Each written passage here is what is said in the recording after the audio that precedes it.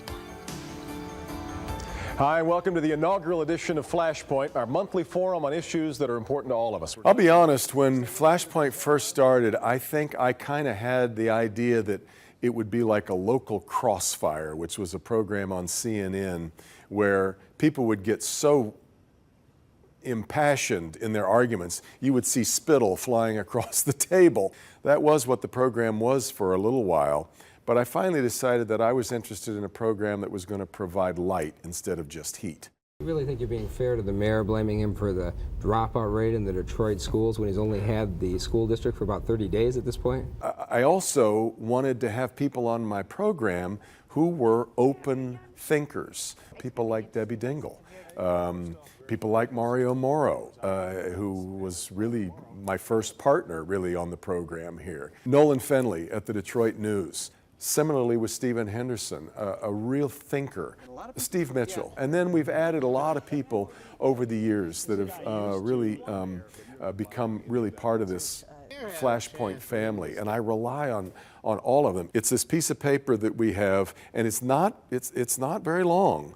We have found over the years that not everybody belongs on Flashpoint. That may sound arrogant and haughty, but that's how much I respect the people who watch Flashpoint. We are live this morning. Flashpoint has been such an amazing luxury. I tell people all the time, it's probably the best part of my job, to be able to have 30 minutes to dedicate to one topic if need be. And over the years, it has been everything from terrorism in America. Race has been a huge component of Flashpoint. It was really when Flashpoint came into its own, was the first conversation on race that I hosted with Emery King up on Mackinac Island. Clearly, you people are my problem. The fall of Kwame Kilpatrick, just an extraordinary chapter in Detroit's history. The bankruptcy. I don't have a magic 8-ball this morning. I've got Kevin Orr, the Detroit emergency manager. It's such a complex situation, and I know a lot of people turn to us every week to understand the ins and outs, the nuances. There have been so many unbelievable conversations for me personally over the years. I've had a crazy lineup of guests, everyone from Barack Obama to Jackie Mason.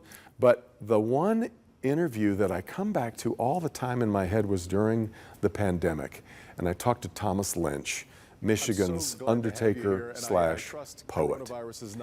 And we talked about that during the pandemic, people were not able to have what Thomas refers to as a good death.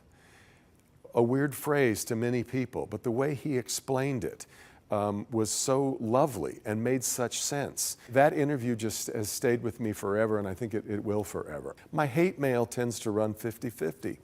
Half the people who get in touch with me cannot believe that Channel 4 would put a conservative like me on the air.